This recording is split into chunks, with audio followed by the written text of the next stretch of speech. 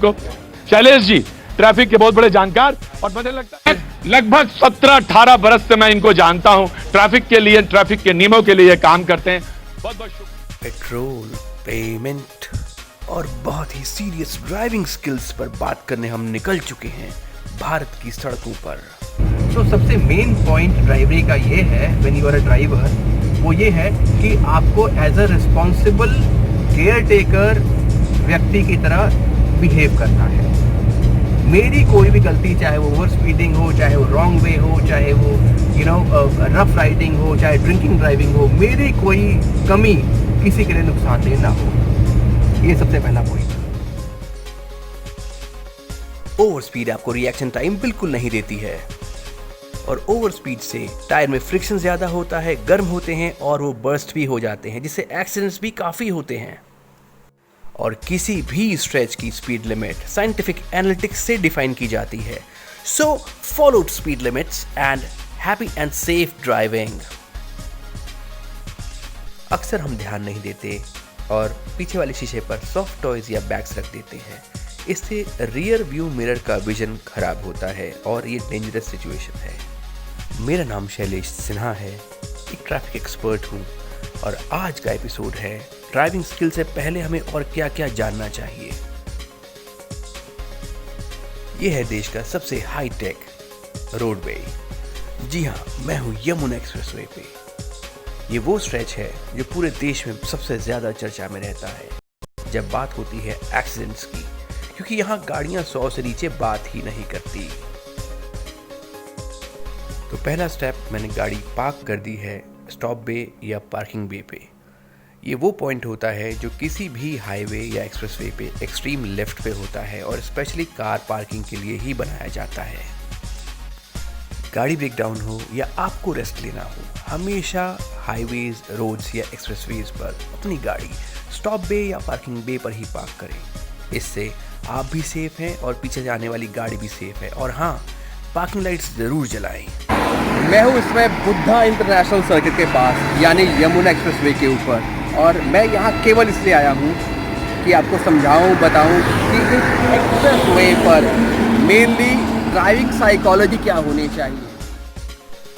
ये वो बातें हैं जो आपको ड्राइविंग आने से पहले जाननी चाहिए, क्योंकि ड्राइविंग एक ऐसी स्किल है जिसमें टाइमिंग, डिस्टेंस एंड स्पीड का सही अंदाज़ा होना बहुत आवश्यक है।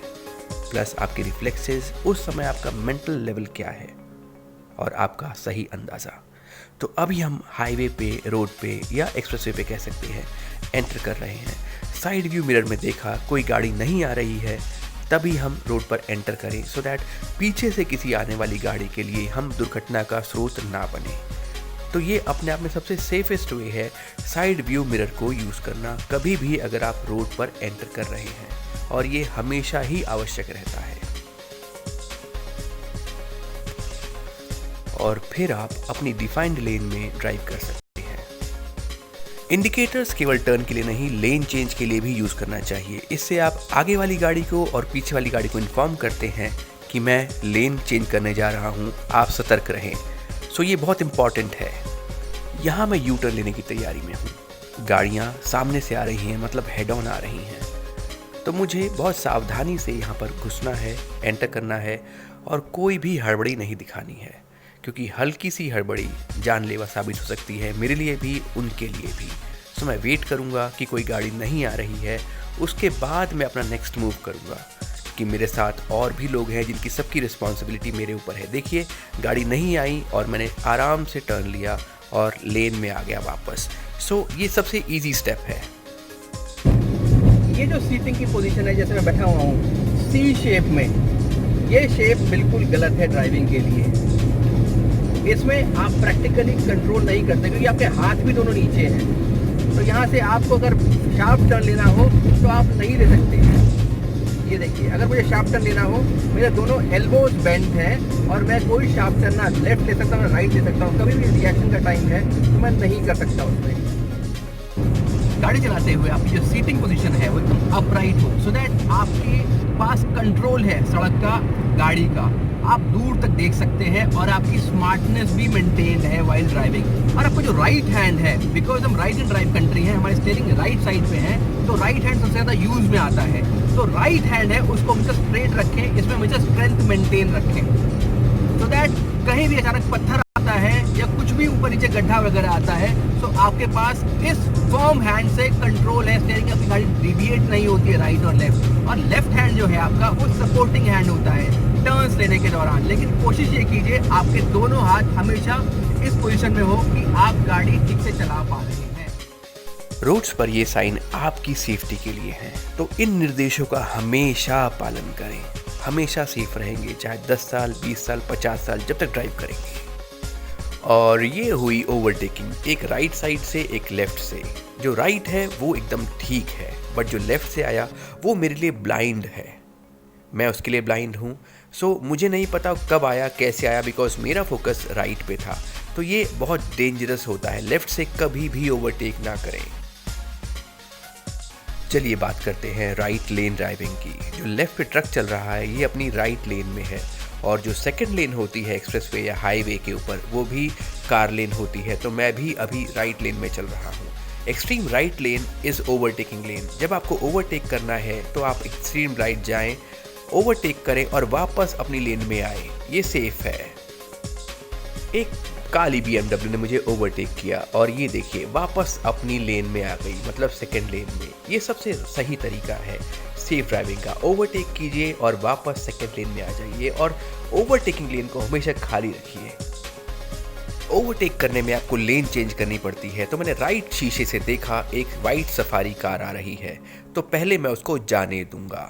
जैसे ही वो क्रॉस करेगी उसके बाद मैं भी राइट आऊँगा और फिर इस ट्रक को ओवरटेक करूँगा। वो मैंने किया और मैं इस ट्रक को ओवरटेक करते हुए वापस अब अपनी कार लेन में आऊँगा। ये देखिए कैसे आते हैं वापस कार लेन में। इस समय लेन चेंज करते हुए फिर से आपको लेफ़्ट शीशे को देखना है और आप वापस लेन में आ गए हैं। इससे सबकी सेफ्टी अश्योर्ड रहती है, चाहे मेरे राइट से आने वाला हो चाहे लेफ़्ट से आने वाला हो। मैंने गाड़ी फिर से स्टॉप गई और पार्किंग भी पर रुकी और आपको दिखाने जा रहा हूँ बुद्ध इंटरनेशनल रेस सर्किट। ये देश का सबसे पहला फार्मूला 1 रेस ट्रैक है। हमारे देश में मोटर स्पोर्ट के स्किल ड्राइवर्स की बहुत आवश्यकता है, तो आप अपने स्किल्स हाईवेज, एक्सप्रेसवेज या रोड्स पर मत दिखाइए। देश को एक्चुअली भी आपकी ज़रूरत है। अगर आप अग्रेसिव ड्राइवर हैं, स्किल्ड ड्राइवर हैं, ओवर स्पीड में आपका कंट्रोल अच्छा रहता है, तो रेस ट्रैक पर जाएं, ना कि रोड्स और हाईवेज़ पर, बिकॉज यहाँ पर आप सबके जीवन के लिए खतरा है। और वहाँ अगर आपने ऐसे स्टंट किए तो आपके लिए तालियां भी बजेंगी और बहुत पैसा और नाम और शोहरत भी मिलेगा। तो देश को आपकी आवश्यकता है, आप यहाँ पर आएँ। अक्सर अनजाने में हम ये गलती कर देते हैं कि बिना पीछे देखे दरवाज़ा खोलते हैं और पीछे से गाड़ी आके हिट करती है। तो जब भी दरवाज़ा खोलें, मेक श्योर कि आप शीशे में देख रहे हैं कि कोई गाड़ी या कोई पैदल यात्री या कोई और आ तो नहीं रहा, उसको देखें, फिर प्रॉपरली तरीके से सबकी सेफ्टी का ध्यान रखते हुए दरवाज़ा खोलें और सेफली बाहर निकलें। इससे आप भी सेफ हैं और पीछे से आने वाला व्यक्ति भी।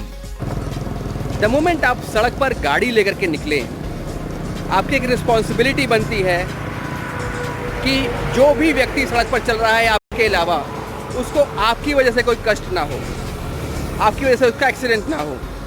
और सेम गोज विद जो भी पैसेंजर आपके साथ गाड़ी के अंदर है, चाहे वो आपकी फैमिली है, चाहे फ्रेंड्स हैं, चाहे आपके कलीग्स हैं, आपकी कोई भी गलती उनके लिए नुकसानदेह ना हो।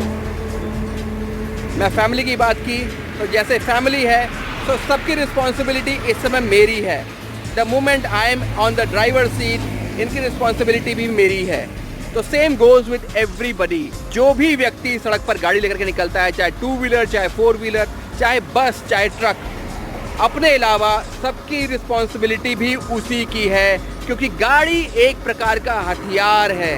अगर सही से इस्तेमाल नहीं हुआ तो ये किसी की जान भी ले सकता है। और हमारे देश में 1.5 लाख लोग हर साल सड़क पर अपनी जान खो देते हैं, चाहे अपनी गलती चाहे किसी की गलती, बट जान खो देते हैं। तो just be responsible the moment आप सड़क पर उतरे। Well, that's a wrap on this episode of Young Turks Transformers, but do continue to send us your feedback.